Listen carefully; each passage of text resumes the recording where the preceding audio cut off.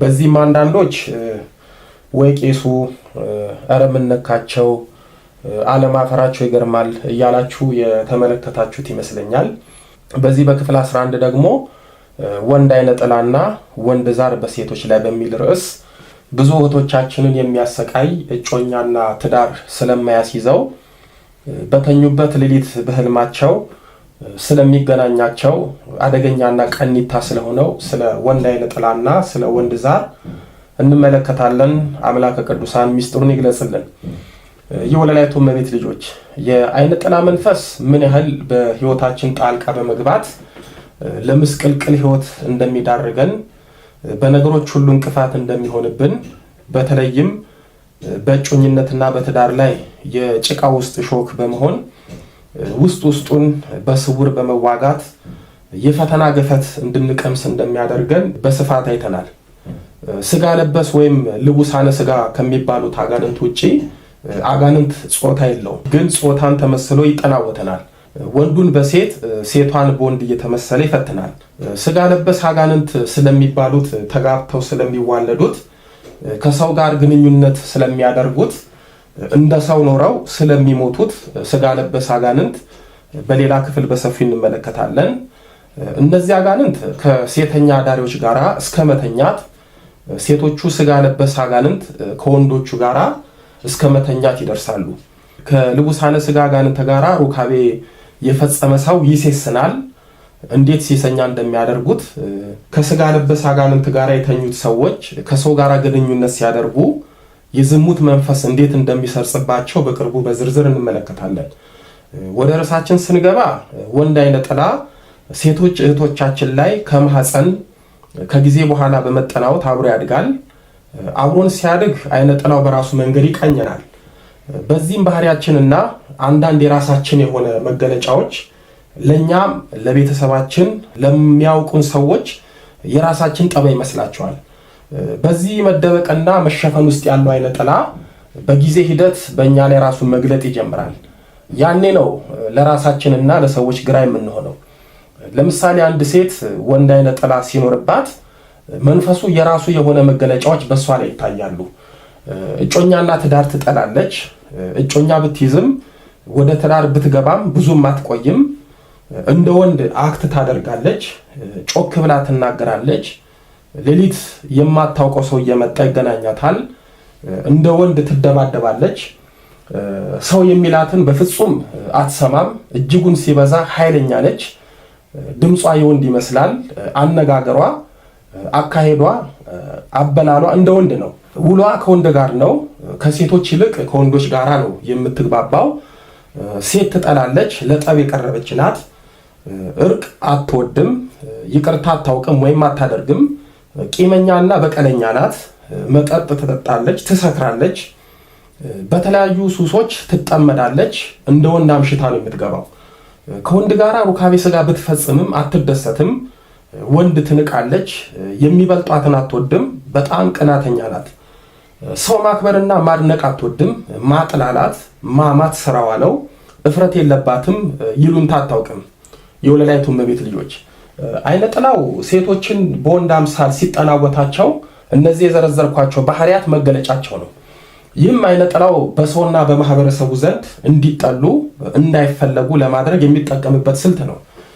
ለትዳር ሲፈለጉ በሰዎች ዘንድ ከኃይለኝነታቸው የተነሳ ይፈራሉ። ለትዳር ቢጠየቁም ጠያቂያቸው እሷን ልታገባ እየተባሉ ከትዳር ዓለም ይገለላሉ። አይነ ጥላው የራሳቸው በመሰለ ጠባይ ተዋህዷቸው ስለሚኖር ሰው አይረዳቸውም። ሰው ችግራቸውን አያውቅላቸውም። በዚህም አይነ ጥላው በራሱ የተንኮለ ባህሪ እንዲጠሉ ያደርጋቸዋል። የሚያሳዝነው ወንድ አይነ ጥላ ያለባቸው እህቶቻችን ምናልባት ትዳር ቢይዙም ከባላቸው ጋር አይስማሙም፣ ይጨቃጨቃሉ። አይነ ጥላቸው በወንድ አምሳል ስለገባ ሩካቤ ስጋ ያስጠላቸዋል፣ ግን በተኙበት የሚገናኛቸው አለ። በሴቶች ላይ በወንድ አምሳል አይነ ጥላው ሲያድርባቸው ነውጠኛ ነው የሚሆኑት። እነሱ ያሉበት ክርክር፣ ጭቅጭቅ፣ ንትርክ፣ ጠብ መብረጃ የለውም። አይነ ጥላው በቅጽበት ስለሚቀይራቸው የሚናገሩትን የሚያደርጉትን አያውቁም። ቢያውቁም ራሳቸውን መቆጣጠር አይችሉም። በዚህም ለሰው አስቸጋሪ ነው የሚሆኑት። ሴቶች ላይ ወንድ አይነ ጥላው ሌሊት በተኙበት እየመጣ በገሃድ በሚመስል መልኩ ይገናኛቸዋል። ሲገናኛቸው አንዳንዱን በማስገደድ በሚመስል መልኩ ነው። ሌሎችን ደግሞ አስለምዷቸው መደበኛ እስኪመስል ድረስ ነው። ግን በየትኛውም መልኩ ይሁን ወንድ አይነ ጥላ ሴቶችን በተኙበት ሲገናኛቸው ጠዋት ከእንቅልፋቸው ሲነሱ የመደበት ስሜትና ራስ ምታት ይሰማቸዋል። ቀኑን ሙሉ ራሳቸው ሰውነታቸው አስጠልቷቸው ነው የሚውሉት። እዚህ ላይ አንድ ለረጅም ዓመታት ስለማውቃት ወዳጄ ላጫውታችሁ። ይቺ ልጅ በጣም መልከኛ ናት። ያያት ወንድ በቀላሉ ይሰናከልባታል። ከመንፈሳዊ ሰብና በተጨማሪ በመልኳና በቁመናዋ ለትዳር የማይጠይቃት ሰው የለም። እኔም ለምን በቤተ ክርስቲያን ስርዓት እንደማታገባ ስጠይቃት አስገራሚ ነገር ነው የነገረችኝ። እንጦጦ ማርያም ለጸበል የመጣችው ሌሊት እየመጣ በስርዓት እየተገናኛት በሚሄደው ሰው መሰል አጋንንት ነው። አጋንንቱ እንደተኛች ይመጣል። ሲመጣ አንዳች የሚከብድና ለመነሳት ኃይል እስክታጣ ሰውነቷን ማዘዝ ወደማትችልበት ሁኔታ ውስጥ ትገባለች። አጋንንቱም በገሃድ በሚመስል ሩካቤ ተገናኝቷት ሄዳል። ይህ ለዘመናት የለመደችው ግን ለሰው ያላማከረችው ብታማክርም ከሰው ዘንድ መፍትሄ አላገኝም ብላ የምትሰቃይበት ነገር ነው። ልጅቷ አንድ ወንድ ለጓደኝነት ከጠየቃት የዛን ቀን ሌሊት ስትሰቃይ ታድራለች። አንድ ወንድ ለጋብቻ እንደሚፈልጋት ከነገራት አጋንንቱ ሌሊት መጥቶ ባልሽ እኔ ነኝ፣ እኔን የትተሽ ነው ሌላ የምታገቡ እያለ ያስፈራራታል፣ ይገናኛታል። በዚህም የወንድ ጓደኛ ከያዘች ያስጠሉኛል፣ የወደድኩትን ሰው አግኝቼ ለማውራት ጭንቅ ይለኛል፣ ሳያቸው ደስ አይሉኝም፣ ይሰለቹኛል ትላለች። ቤተሰብ የልጅቷን ችግር ሊረዳት አልቻለም።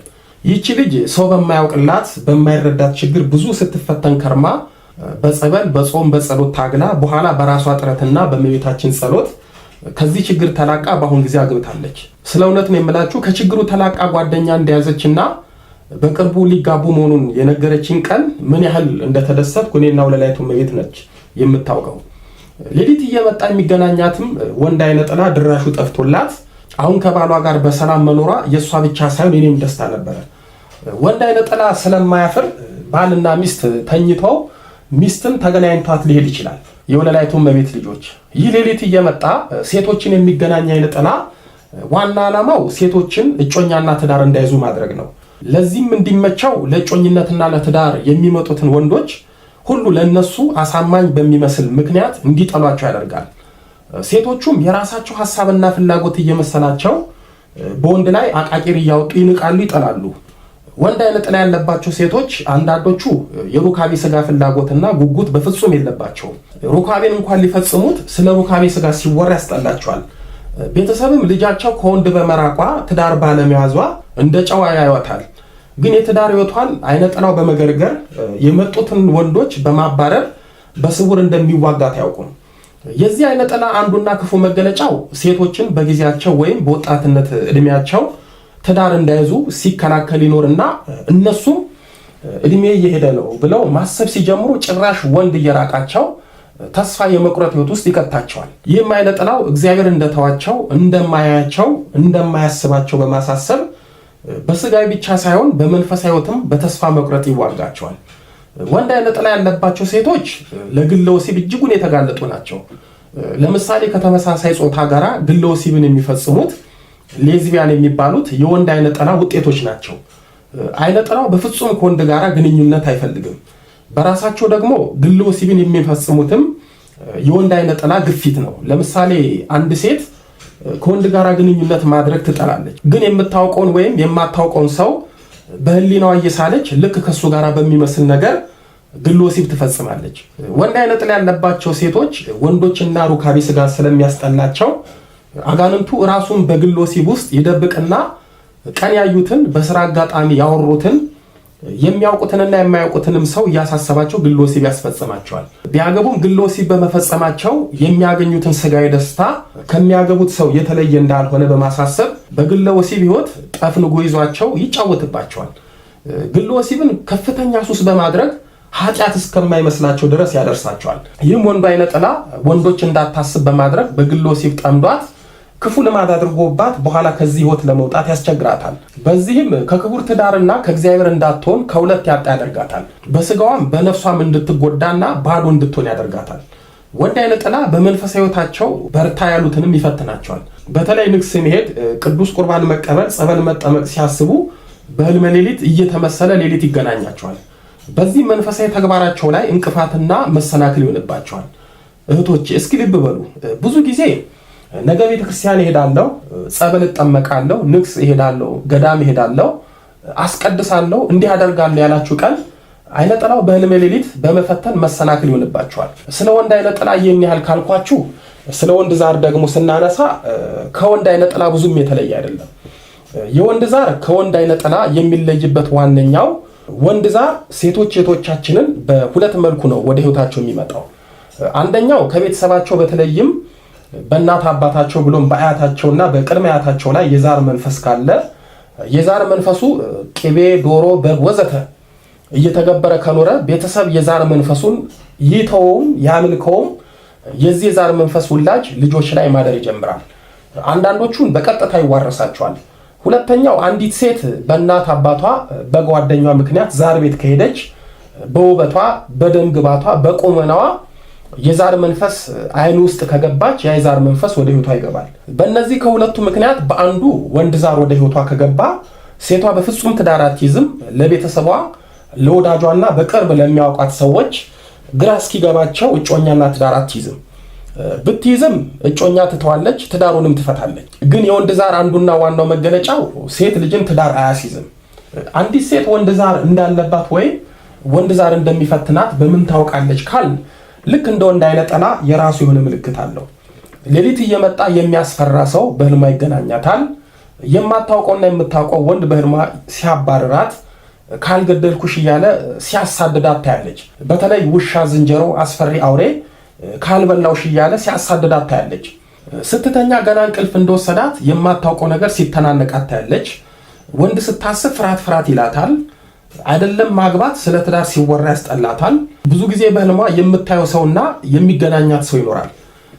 ወንድ ሲያናግራት፣ ወንድ ለእጮኝነትና ለትዳር ሲጠይቃት ማሾፍ፣ ማላገጥ፣ መናቅ፣ የጠየቃትን ወንድ እንደ ወንድ ሳይሆን እንደ ሴት ታያለች። ብዙ ጊዜ ወንድ አይነ ጥላና ወንድ ዛር ያለባቸው ሴቶች ሌላው መገለጫቸው እነሱ ሴት ሆነው በህልማቸው ከወንድ ጋራ ሳይሆን ከሴት ጋራ ሲዳሩ ያሉ። ይህ የሚሆነው አጋንንቱ ራሱን በወንድ አምሳል ሲያሳውቃቸው ነው። እነሱም ሴት ሆነው ከሴት ጋራ ሲዳሩ በህልማቸው ሲያዩ ራሳቸውን እንደ ሌዝቢያን እንዲያስቡና ወንድ እንዲያስጠላቸው ያደርጋቸዋል። ወንድ አይነ ጥላም ይሁን ወንድ ዛር ሴቶችን እንደ ቋሚ ሚስት አድርጎ ስለሚያስቀምጣቸው በፍጹም ወንድ እጮኛ ባል የሚባል ነገር ማሰብ ለነሱ ሞት መስሎ ነው የሚታያቸው። ሌላው ወንድ አይነ ጥላና ወንድ ዛር በሴቶች እህቶቻችን ላይ የምናብ ባል ያስቀምጥባቸዋል። ይህ ማለት አንድ የማያውቁት ወይም የሚያውቁት ሰው ባላቸው እንደሆነ ያሳስባቸዋል። በዚህም ከዛ ሰው ጋር ግለ ወሲብን እንዲፈጽሙ እያደረጋቸው ባልና ትዳር ጠል ያደርጋቸዋል። ወንድ አይነ ጥላና ወንድ ዛር ሴቶችን በህልም የሚገናኛቸው ሌላው ምክንያት ሴቶችን ሌሊት ሲገናኛቸው ያንን ምስል እያሰቡ ግለ ወሲብን በቀላሉ እንዲፈጽሙ ያደርጋቸዋል። ብዙዎች በህልማቸው ያዩትን ግንኙነት ቀን በእውን አሊያም ማታ ይፈጽሙታል። ስለዚህ ወንድ አይነ ጥላም ሆነ ወንድ ዛር የራሳችንን ነገር በመንጠቅ የራሱን ከኛ ጋር በመደባለቅ ራሳችንን የማናውቅ ሌላ ሰው ስለሚያደርገን ከዚህ መንፈስ ለመላቀቅ በጾም፣ በጸሎቱ፣ በስግደቱ፣ በጸበሉ መታገል ያስፈልገናል። ለዛሬ እዚህ ላይ እንዴት ነው ሞሮኮ ቤት ነበር የምሰራው እና ልጇን አስጠናለሁ። እኔ ድምጼ ሁሌ እንደዚህ ቀስ ያለ ነው እና ልጇን አስጠናለሁ። ልጅቷ ደረጃውን ስትወጣ ምግብ እንዳትሰጣት ብላሻለች እናቴ እና ምግብ አይሰጥሽም ስትለኝ እንዴ እኔ በምግብ አልኖርኩም፣ እንደማንኛውም ሰው መኖር እችላለሁ። እና ልጅቷን ደግሞ ሁሉ ጊዜ ከማስጠናቴ በፊት በስማም እያልኩ ነው ማስጠናት። እናቴ እንዴት ነው ፈረንሳይኛ ምቹ እንግሊዘኛ ምቹ ትላለች አለች። ከዛ አረብኛ ደግሞ ቤሩትም ስለነበር ከቤሩትንም አረብኛ እችላለሁ። እና እሷ ጋር የምሰራው ጠፍቼ ነው 3 አመት ከ8 ወር ነው የሰራሁት። ከዛ 3 አመት እንደሰራው ሳንስማማ መኝታ ቤቴ በጋርድ አለው ስትለኝ እኔ አዛባ ይመራኝም ብያት ጥያት ወጣሁ። ከዛ ቤት ማለት ከዛ 8 ለምንድን ነው ምግብ የማይሰጥሽ? ምግብ ግማሽ ዳቦ ነው በሁለት ቀን 9 ሰዓት ነው ምሳ። ዛሬ 9 ሰዓት ካለፈኝ ነገ 9 ሰዓት ነው የማገኘው። የዛሬ 9 ሰዓቱ ካለፈኝ የነገ 9 ሰዓት ስለሆነ እኔ ደግሞ ያ በስመ አብ ወልድ ብዬ የአብርሃምና የሳራ ማዕድ ባረክ የኔን ማዕድ ባርከው ብዬ እበላለሁ። ሁልጊዜያችንም ስትሰጠኝ የዶሮ ክንፍ ስትሰጠኝ እኔ ኢትዮጵያዊ ነኝ፣ እኔ ኦርቶዶክስ ነኝ፣ ይሄን ክንፍማ አልበላም ብዬ ለይቼ ቁጭ አድርጌ ያችን ዳቦ እንደረቆን በልቼ እውላለሁ። አልከሳም፣ ምንም አልልም። እና እንደ ማንኛውም ሰው እኖራለሁ፣ እጸልያለሁ። እንዴት ነው እዛ ያለው አበሻ ሴቶች እንዴት ነው ሁኔታቸው? ተበላሽተዋል? እንዴት ነው ጧት ሲነጋ ሽሻ ምናምን ነው? እኔ ታዝቢያቸዋለሁ ይላል ሰይጣኑ አንቺ ጋር የነበረው። ጠፍተው የሚሰሩ ናቸው። እኔም ጠፍቼ ነው የምሰራው። ኢትዮጵያ አግብተሻል ጓደኛ አለሽ ሲሉኝ እኔ አላገባውም ጓደኛ የለኝም ስላቸው ቅንድብሽን ተሰሪና ማታ ማታ ዲስኮ የሚባል ስራ አለ ብር ይገኝበታል እንስራ አሉኝ። እኔ ስራ እንደማልስማማ ነገርኳቸው። ቁርሳቸው ከእንቅልፍ ተነስተው አይናቸውን ጠርገው ሺሻ ነው፣ ምሳ ሺሻ ነው፣ ራትም ሺሻ ነው። እና እኔ ያን ሺሻ ደግሞ አላጨስም እና ሽታው ሺሻ ራሱ ሲያሸተኝ ያመኛል ብዬ ራሴ እወጣለሁኝ ወደ ደጅ ማለት ነው። አጭሰው ሲጨርሱ እገባለሁ ለረፍት በሚሄድበት ሰዓት ማለት ነው። በ15 ቀን አንድ ቀን እና ህዝቡ በሙሉ እዛ ሀገር ሳየው ቤተክርስቲያን አለን ኪዳነ ምህረት አባ የሚባሉ አሉ። እዛ ሄጂ ስከታተል ምን ሰው አለ ሁሉም ሙት ነው ተብሎ ነው ሁሉ የሚነገረው እና በጣም የሚያሳዝን ነው። እግዚአብሔር በረከቱ ለእንጀራ ብለው ሄደው እዛ የሚለምዱት ሌላ ጉዳይ ነው። በጣም በቃ የሚሰሩት ስራ ራሱ ያስፈራል። ማታ ዲስኮ ወጥተው ብር አጭበርብረው ወይ ሰርቀው ወይ የሆነ ነገር ደንሰው የሚያመጡት ሁሉም ተቀንድቦ ቀለም ተቀብቶ ታይት አድርጎ ነው የሚሰራው እና እኔም እንደዛ እንድሰራ ሲጠይቁኝ አብረው ምኖራቸው ልጆች ጥያቸው የጠፋውበት ጊዜ ሁሉ አለ። እኔ እንደዚህ አይነት ስራ አልሰራም። መቼ ነው ከሞሮኮ የመጣሽው? እኔ ከባህሬን ከመጣው 3 ወር ይሆነኛል። 3 ወር ከ20 ቀን እዚህ ራሱ መመላለስ ከጀመርኩ ማለት ነው። ግን የመጣሁበት ምክንያት እህቴ ጉልበቴን ክርስትና ስሜን ነግሬያት ጉልበቴ እንዲያጥሮ የሆነ ተጣሞብኝ ነበር። እሷ እየቀጠቀጥኩ ነውና በመቁጠሪያ ስትለኝ ስራውን ትቼ መጣሁ። 2 ቀን ታስሬ መጣሁ እና አሁን እግርሽ ደህና ነው? አሁን እዚህ መጥቼ አንድ ቀን ስጠመቅ በቃ የሆነ አዘለለኝና ለቆኝ ሄደ። አዘለለሽ? አዎ። በፊት እንዴት ነበር የሚያደርገኝ? እግሬ እንደዚህ ነው፣ እንዲህ ጉልበቴ እንደዚህ ነው። አስሮት ነበር ማለት?